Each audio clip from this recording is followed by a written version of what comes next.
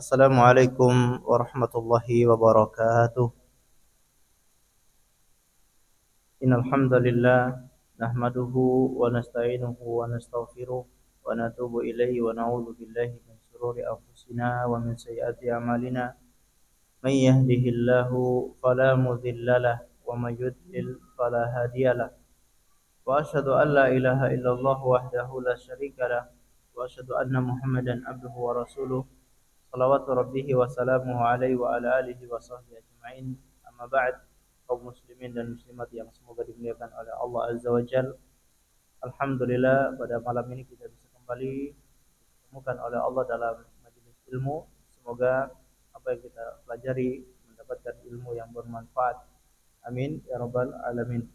Salawat dan taslim semoga tetap tersampaikan kepada baginda Rasulullah sallallahu alaihi wasallam dan juga kepada seluruh keluarganya, para sahabatnya dan umatnya yang setia mengikuti tuntunannya sampai hari kiamat.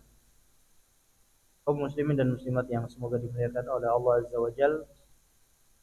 Dan di pertemuan sebelumnya ada pertanyaan yang mohon maaf belum mampu kami jawab karena keterbatasan ilmu kami tentang hukum memakai sutra dari bahan sintetis, sutra sintetis.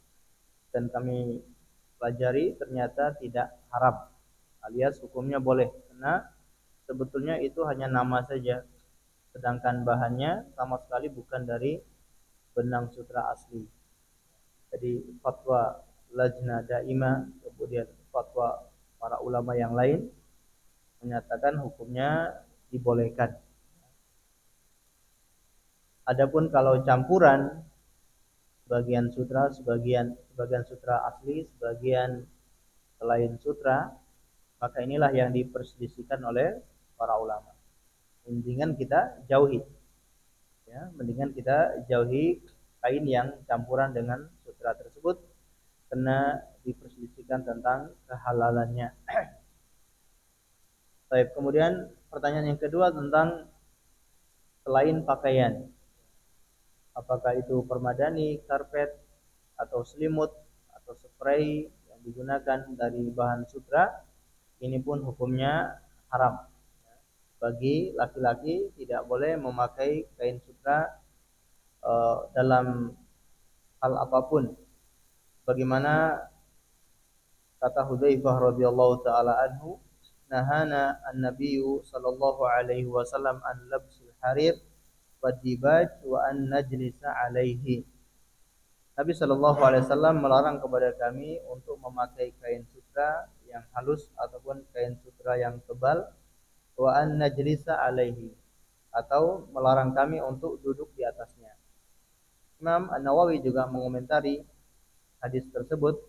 Beliau mengatakan tidak boleh seorang laki-laki memakai selimut dari sutra, memakai spray ataupun karpet untuk alas duduk dari sutra, sajadah dan seterusnya.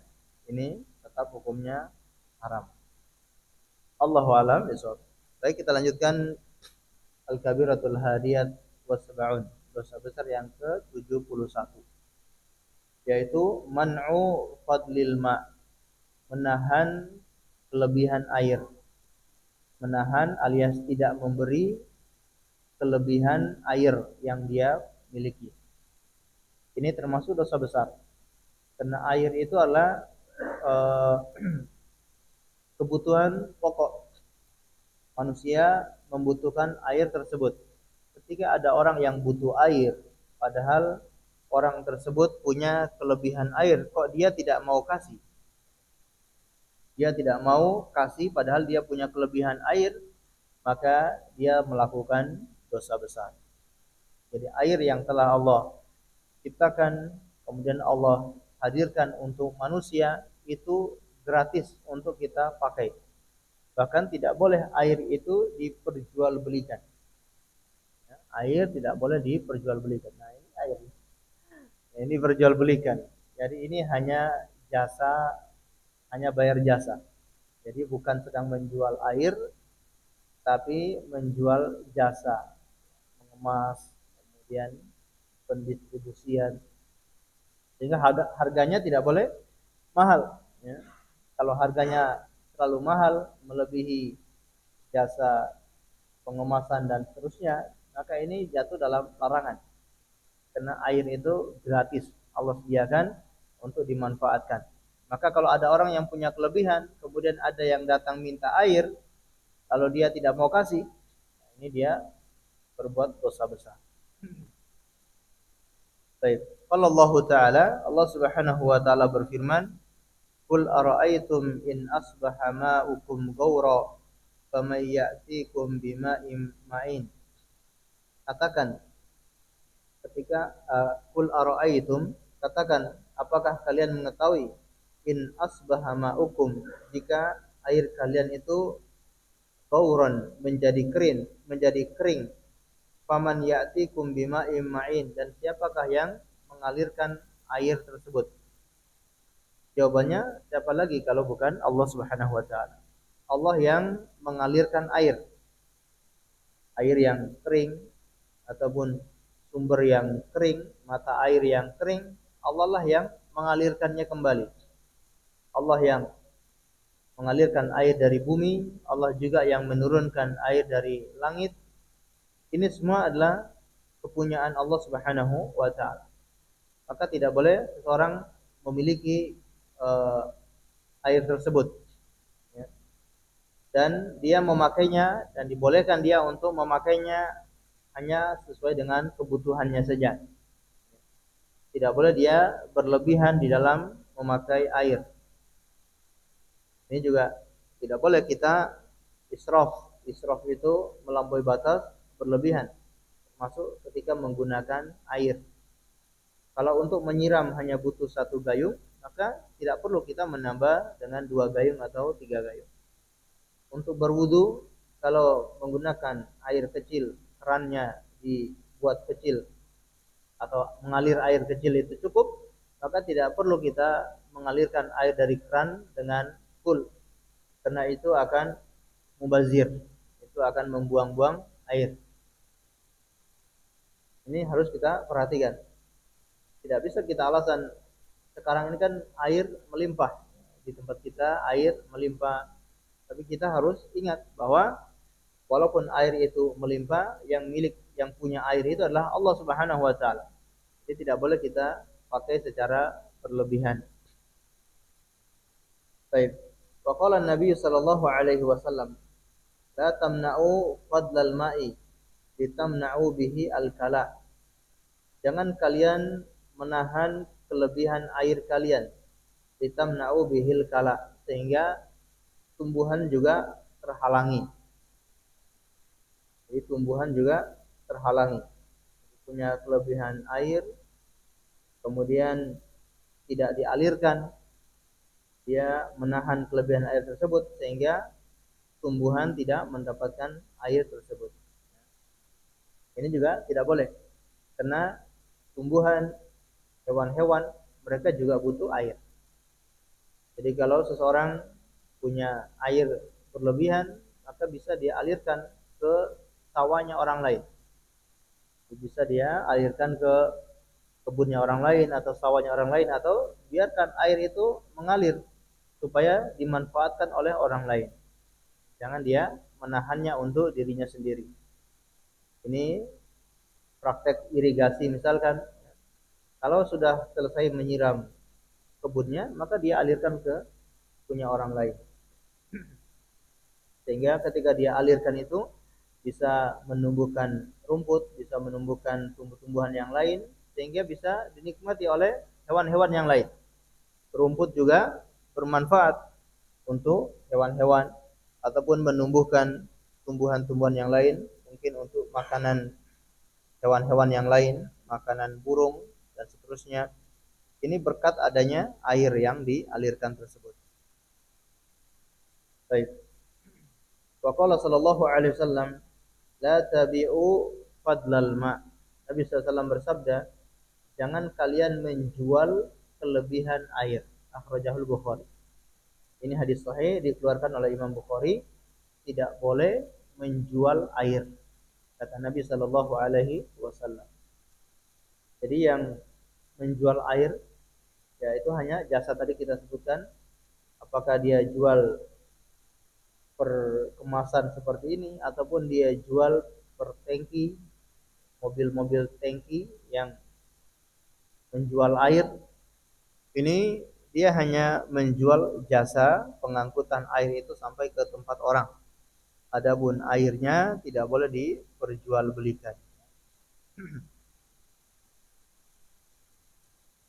Wa an Amr ibn Shu'aib an abihi an jaddihi an Nabi sallallahu alaihi wasallam qala man mana'a fadlal ma'i aw fadla kal'ihi mana'ahu Allahu fadlahu yaumil qiyamah. Dari Amr bin Shu'aib, dari ayahnya, dari kakeknya, dari Nabi sallallahu alaihi wasallam bersabda, barang siapa yang menahan kelebihan airnya atau menahan kelebihan rumputnya, Allah akan menahan untuknya karunia-Nya atau keutamaannya pada hari kiamat. Ya, ini balasan bagi orang yang menahan kelebihan air ataupun kelebihan rumput, dia pun akan ditahan oleh Allah dari keutamaan pada hari kiamat.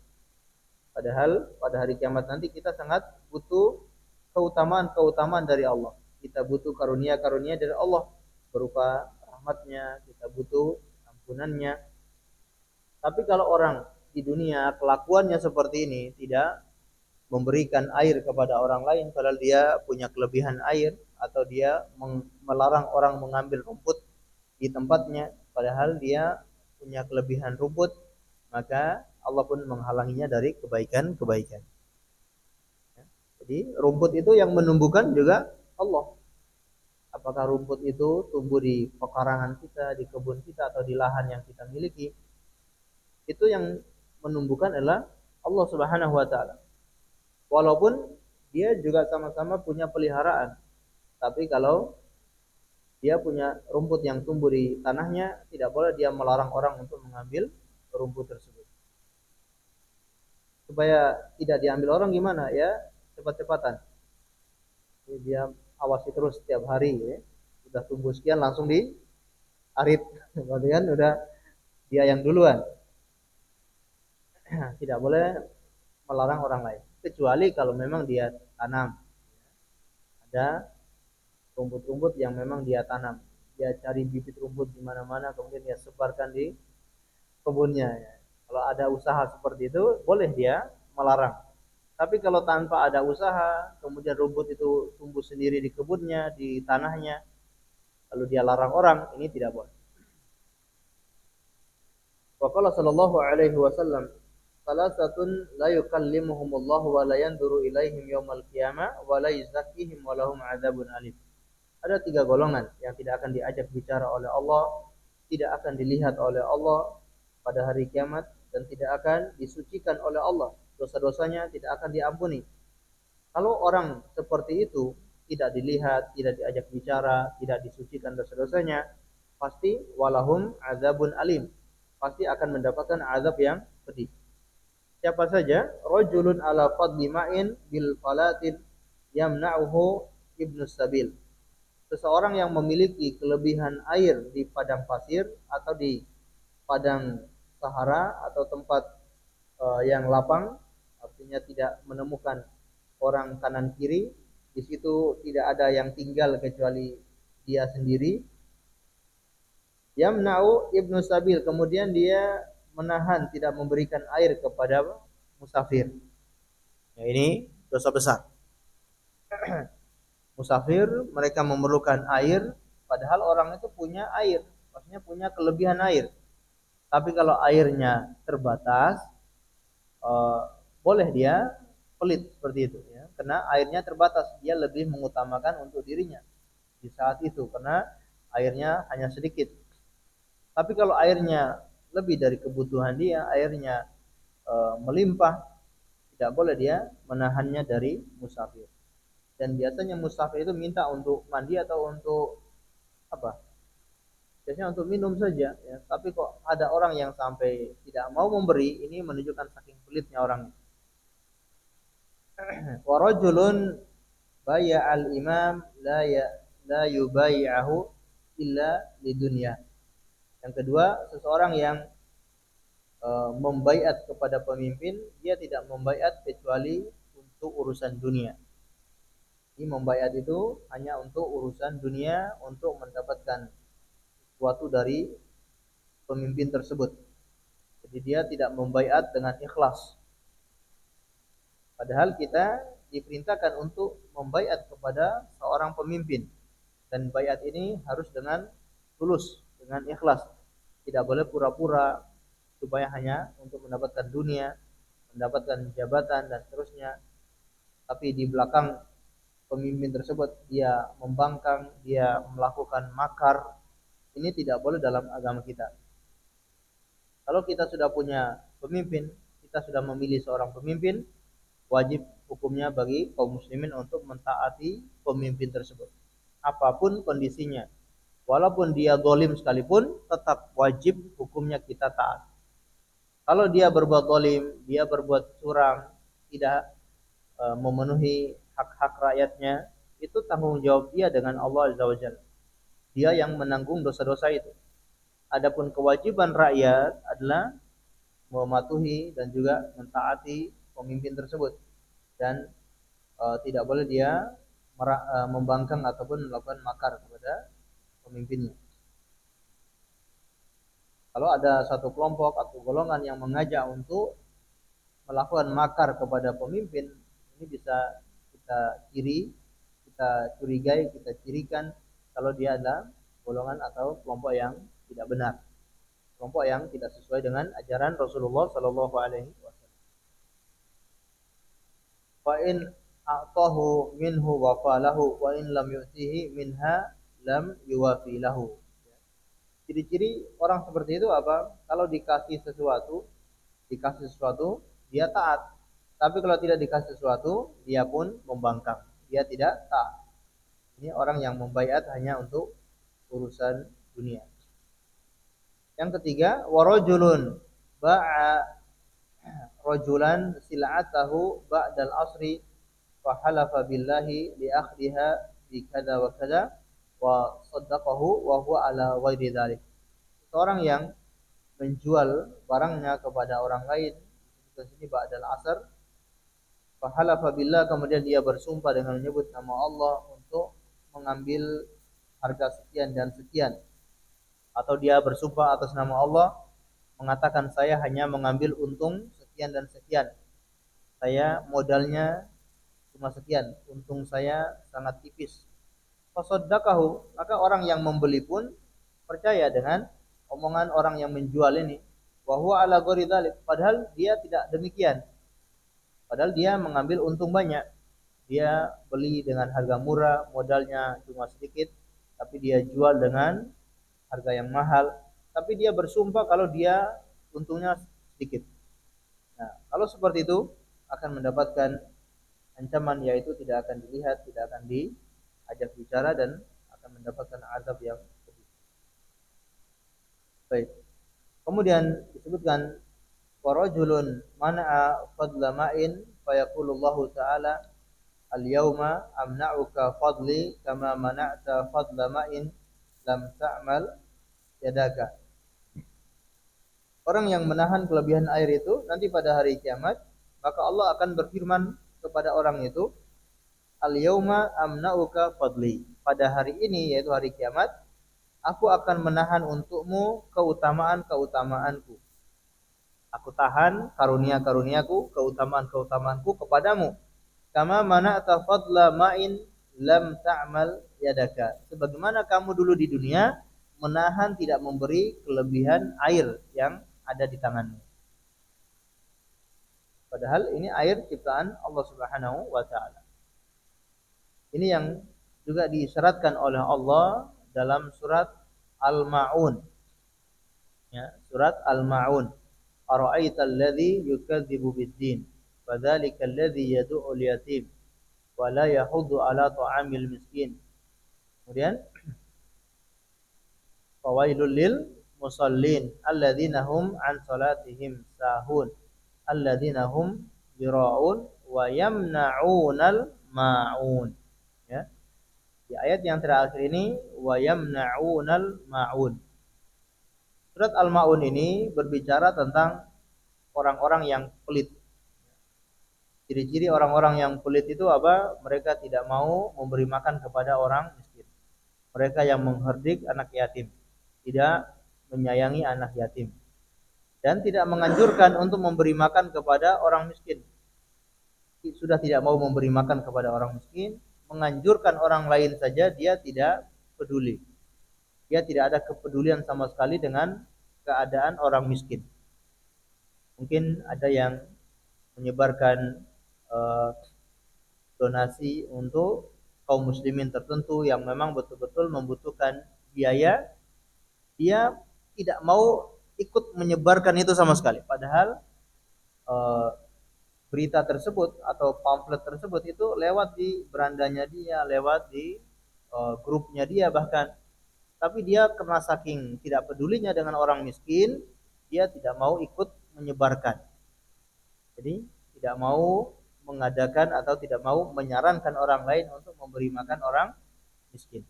Dia sendiri tidak mau kasih, untuk menyarankan orang lain pun tidak mau. Ini diantara ciri-ciri orang-orang yang pelit.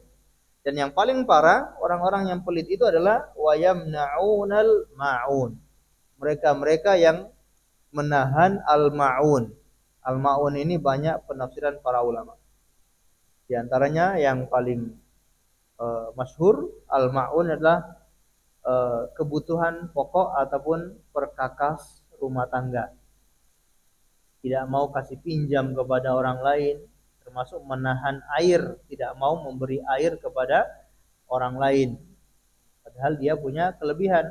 Tetangganya sumurnya sedang kering, minta air ke tetangga sebelahnya, ternyata tetangganya ini tidak mau kasih. Padahal dia punya kelebihan air. Ini al-maun namanya. Ataupun perabotan-perabotan rumah tangga, tidak mau kasih pinjam. Dia punya ondo ya, tetangganya pinjam tangganya itu untuk manjat ke atap rumah, nggak mau kasih. Wah, ini saking pelitnya, kasih pinjam padahal namanya cuma pinjam.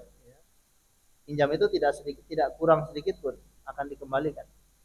Atau dia punya drum, dia punya ember, dia punya parang, dia punya cangkul, ya macam-macam ya, perkakas seperti itu. Tidak boleh kita melarang orang untuk pinjam, kecuali kalau memang kita tahu dia tidak amanah. Kalau dikasih pinjam pasti nggak akan kembali. Ya, kalau seperti itu nggak apa-apa, kita menahan ya.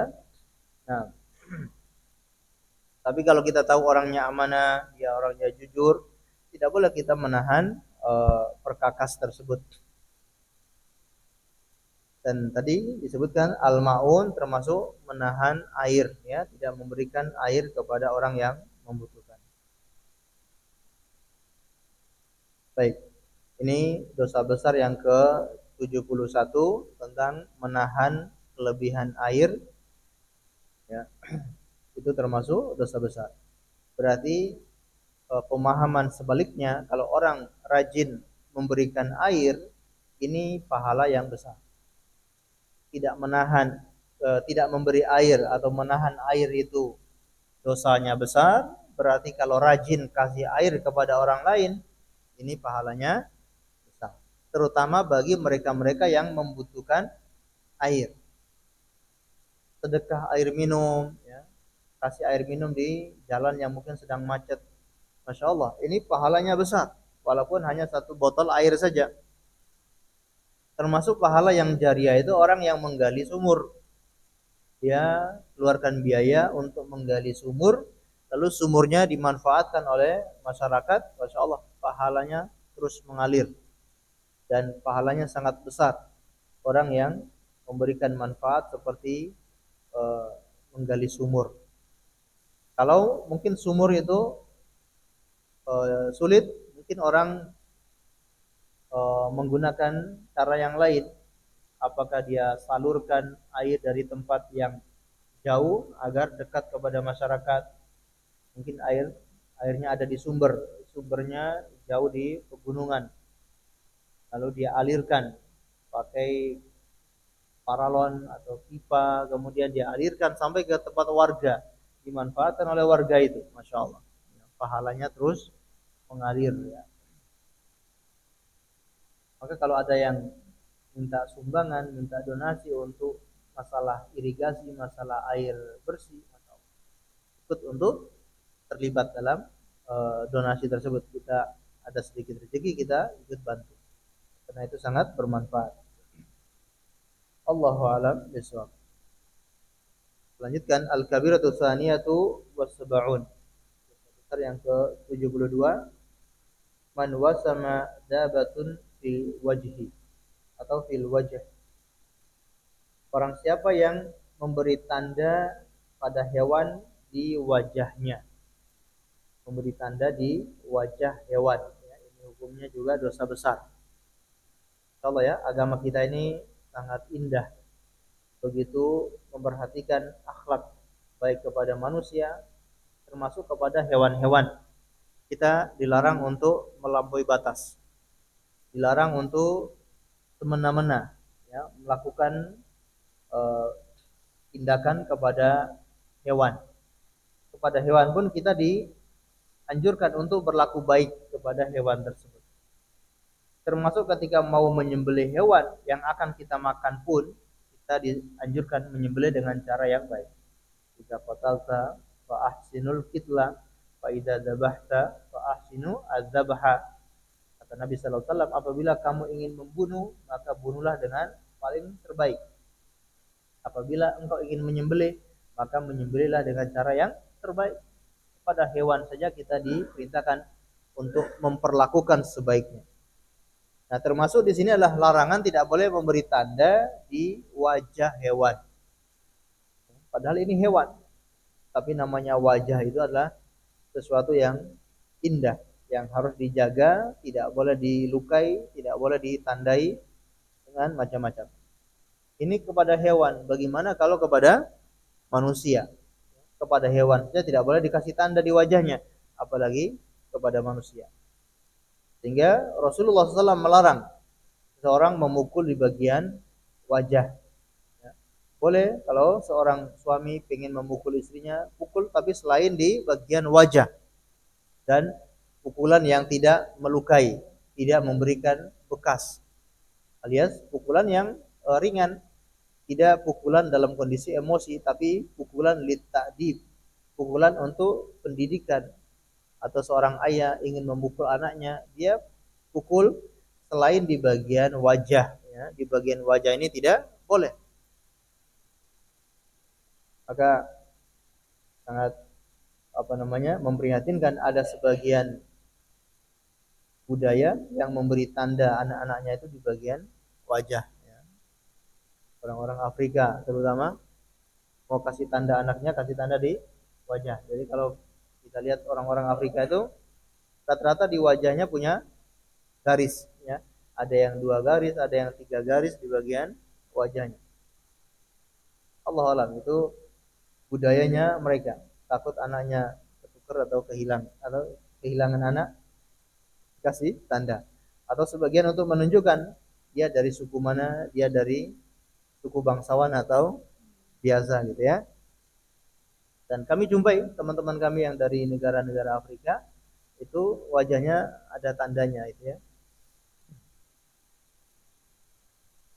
Baik. Nah, maka apalagi orang yang kasih tanda dengan tato, dia sendiri yang mentato di bagian wajahnya ya, tato wajahnya penuh dengan tato.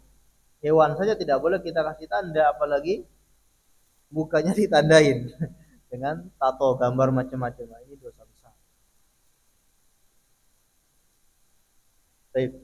An Jabir radhiyallahu anhu anna Nabiy sallallahu alaihi wasallam marra bi himarin qad wasama fi wajhihi faqala la'anallahu alladzi wasamahu akhrajahu Muslim.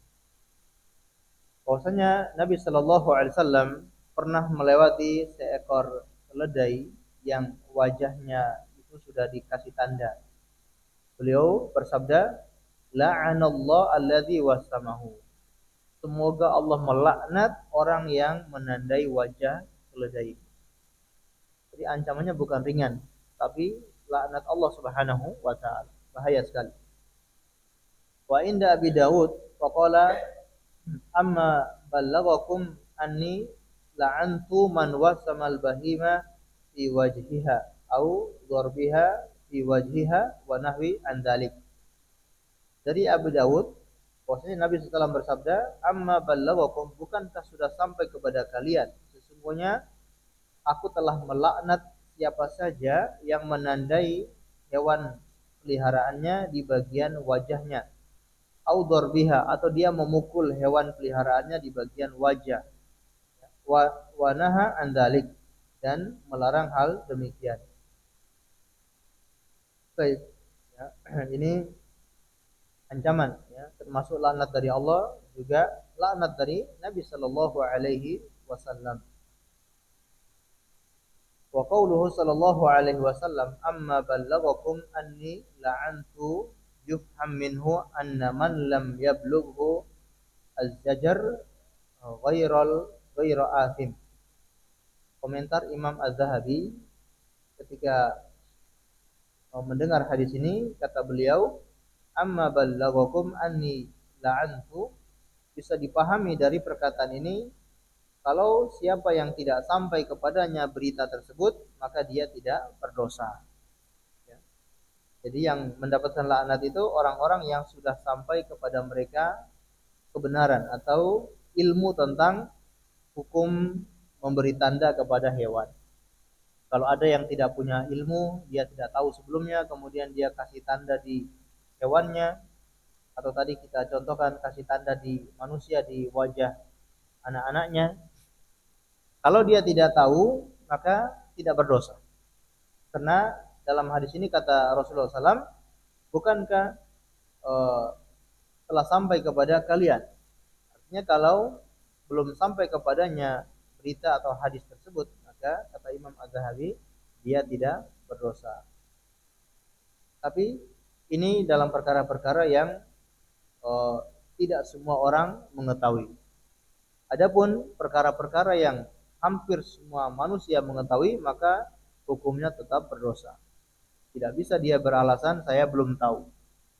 Ada perkara-perkara yang hampir semua manusia pasti tahu perkara itu dilarang. Contoh, mencuri. Mencuri ini mau agama manapun, mau suku manapun, tetap ya, secara fitrah manusia itu hukumnya haram. Jadi tidak ada orang beralasan saya tidak tahu hukumnya. Ya. Karena mencuri di keyakinan manapun itu hukumnya haram. Termasuk berzina. Berzina ini di agama manapun, di suku manapun, keyakinan manapun, itu hukumnya haram. Bahkan ada di sebagian suku, sebagian tempat yang ketika ada yang berzina hukumannya lebih parah, ya, hukumannya lebih dahsyat daripada hukuman dalam Islam. Karena semua manusia meyakini ini perbuatan yang keji, perbuatan yang buruk, maka tidak bisa ada yang beralasan saya tidak tahu hukumnya. Ya. Termasuk membunuh, ya, membunuh juga tidak diperbolehkan dalam agama manapun. Kalau ada yang membunuh kemudian beralasan saya tidak tahu, tidak bisa dibenarkan. Adapun perkara-perkara yang mungkin ada yang tahu, ada yang tidak tahu, seperti memberi tanda kepada hewan misalkan. Ini mungkin ada yang tidak mengetahui, dia tinggal di desa, tidak mendapatkan ilmu tentang hukum seperti ini, maka ini bisa dimaafkan. Kata Imam Az-Zahabi rahimahullahu ta'ala. Wa anna man balagha wa arafa fa huwa dakhilun fil la'nah. Adapun orang yang sudah sampai kepadanya berita tersebut dan dia mengetahui hukumnya, lalu dia melakukan hal itu, maka dia masuk dalam laknat tersebut. Wa kadza naqulu fi 'amatin hadhil kaba'ir illa ma 'alima minha bil ittirar min ya. Begitupun berlaku dalam hukum-hukum yang lain, dalam urusan-urusan yang lain, kecuali dalam perkara-perkara yang sudah maklum diketahui oleh setiap kaum muslimin. Tadi kita contohkan seperti pencurian, perzinahan, membunuh, ya, ini semua perkara yang sudah diketahui secara darurat. Ya. Maksudnya mau tidak mau orang harus tahu. Ya. Perkara-perkara seperti ini mau tidak mau orang harus tahu. Jadi hampir orang tidak ada yang mengetahui, tidak ada yang tidak tahu perkara seperti ini. seperti zina, mencuri. Hampir kita semua tahu kalau itu hukumnya haram. Walaupun nggak pernah sekolah, ya. Nggak pernah sekolah, nggak pernah ngaji. Tapi kalau masalah zina, masalah mencuri, ini sudah kita ketahui hukumnya haram. Baik.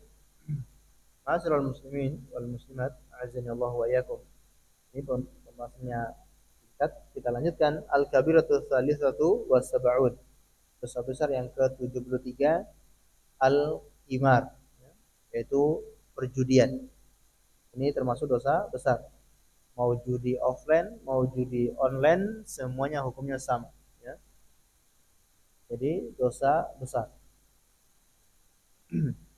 Qala Allah Ta'ala, Allah Subhanahu wa taala berfirman, "Ya ayyuhalladzina amanu, innamal khamru wal maisiru wal ansabu wal azlamu rijsun min 'amali syaitan fajtanibuhu la'allakum tuflihun." Innama yuridu syaitanu ayyuqi'a bainakumul adawata wal baghdha'a fil khamri wal maisir wa yasuddakum an dzikrillahi wa 'anis shalat. Fahal antum muntahun. Dalam surat Al-Maidah ayat 90 sampai 91. Wahai orang-orang yang beriman, sesungguhnya khamar wal maisir, perjudian, wal ansab, mengundi nasib, wal azlam, rijsun min amali syaitan, itu semua adalah najis dan termasuk amalan syaitan. Fajtanibuhu la'allakum tuflihun. Maka jauhilah perbuatan tersebut, semoga kalian beruntung. Innama yuridu syaitanu ayyuqi'a bainakumul adawata wal baghdha. Sesungguhnya syaitan ingin menjerumuskan kalian ke dalam permusuhan dan kebencian di dalam khamar dan perjudian. Wa yasuddukum an dzikrillah, dan ingin menghalangi kalian dari zikir kepada Allah dan dari salat. Fahal antum muntahun. Tidakkah kalian berhenti dari perbuatan tersebut? Ini ayat sangat tegas melarang perjudian. Bahkan disebutkan dengan kalimat rijsun, ya, itu semua najis. Najis di sini maksudnya najis maknawi. Secara makna itu najis, kotor, perbuatan yang kotor, perbuatan yang haram. Adapun secara realnya maka dia tidak najis. Walaupun para ulama memang berbeda pendapat tentang khamar dan yang lainnya, apakah itu najis atau tidak. Dan pendapat yang kuat Allahu a'lam bishawab, yaitu tidak najis. Walaupun khamar itu hukumnya haram, tapi kalau kita terkena khamar itu tidak najis, tidak perlu dicuci. Ya. Contoh mungkin ada yang naik pesawat internasional, kan, biasanya ada khamar gitu ya. Mungkin ketumpahan gitu ya, ketumpahan khamar di bajunya, kita tidak najis. Baik. Dan dari sisi pendalilan di sini adalah al-maisir, yaitu perjudian. Ini judi ini telah membuat orang jauh dari zikir kepada Allah, membuat orang jadi bermusuhan, termasuk khamar, ya, ketika orang sudah mabuk, maka yang ada hanyalah permusuhan. Bahkan ada yang saling bunuh-membunuh gara-gara tidak sadar karena terpengaruh minum-minuman keras. Wa anzalallahu ta'ala ghaira ayatin fi maqati aklin amwalin nasi bil batil. Allah Subhanahu wa taala menurunkan ayat ini untuk menerangkan memakan harta manusia secara batil. Jadi perjudian itu adalah memakan harta orang lain secara batil. Ada yang judi kemudian menang, jangan dikira itu keberuntungan. Itu dia sedang makan harta orang lain secara batil. Karena perjudian ini tidak ada sebab untuk bisa menang. Jadi dia tidak ada usaha untuk bisa untung. Jadi selalu rugi. Jadi mereka berdua ini sedang main judi, pasti salah satunya harus rugi. Nggak ada yang sama-sama untung. Nggak ada ceritanya 3 orang, 4 orang main judi satu meja, kemudian sama-samanya untung. Semuanya sama-sama untung gitu. Ada tidak? Pasti ada yang untung, ada yang rugi pasti itu ya.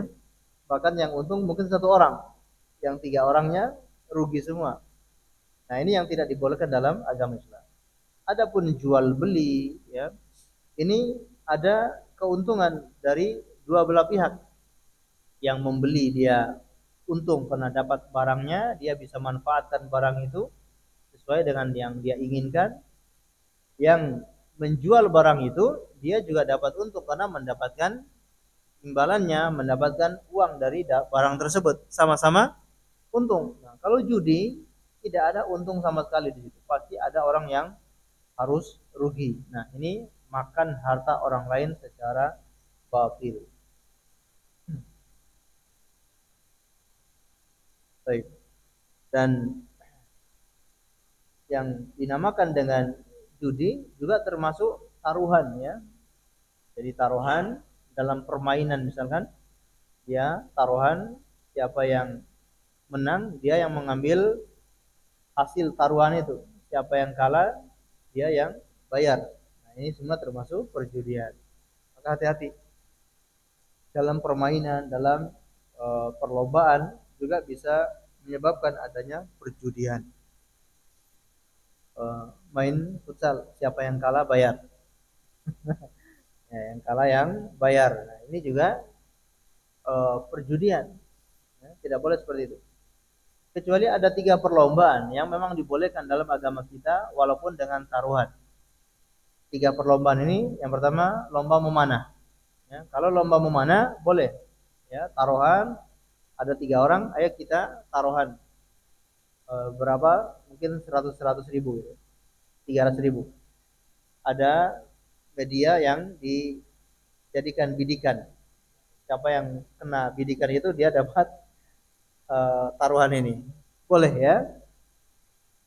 Kenapa panah itu boleh? Karena panah ini bermanfaat untuk kebutuhan jihad fisabilillah. Kita butuh orang yang bisa pandai memanah. Nah, untuk memotivasi orang itu berlatih dan semakin ahli untuk memanah, yaitu dibolehkan taruhan. Kalau dibolehkan taruhan, ngambil hasil taruhan memanah, maka orang masing-masing berlomba-lomba untuk latihan. Latihan jadi ahli panah. Manfaat atau tidak? Sangat bermanfaat untuk kebutuhan perang. Kalau kita bawa dalam konteks zaman sekarang, mungkin tidak panah tapi napan ataupun pistol. Apa? Napan ya atau pistol itu ya? Apa namanya Pak? Drone. Drone. Ada ini, ada senjatanya. Drone ya. Drone untuk senjata juga. Intinya bisa kita kiaskan sebagai senjata ya. Kalau drone itu bisa untuk senjata, boleh taruhan. Ya. Lomba pakai senjata, lomba eh, seterusnya ini boleh. Yang kedua yaitu balapan kuda ya, atau balapan unta. Ini juga diperbolehkan. Boleh untuk balapan unta. Karena ini juga kebutuhan dalam peperangan. Taruhan siapa yang duluan sampai ke garis finish, dia dapat taruhan ini, boleh. Ataupun menaiki kuda, ya, keahlian mengendarai atau menunggangi kuda. Mungkin menunggangi kuda sambil memainkan tombak atau memainkan panah atau menunggangi kuda sambil atraksi dan seterusnya, ini boleh. Ya, mungkin mereka taruhan, siapa yang menang dia ambil taruhan tersebut. Ini 3 lomba yang diperbolehkan. Adapun selain darinya maka tidak diperbolehkan kecuali kalau ada pihak ketiga. Ada 2 orang yang saling berlomba, kemudian pihak ketiga yang menghadirkan hadiah. Silakan kalian berdua berlomba, saya yang akan tanggung hadiah. Nah ini boleh. Berarti ini dia tidak judi. Tapi mereka ini sambil saling apa namanya musabaqah, saling apa ibaratnya sayembara ya, saling sayembara siapa yang berhasil gitu. Nah, Allahu a'lam bishawab. Kita dengarkan azan terlebih dahulu kemudian kita lanjutkan sedikit insyaallah.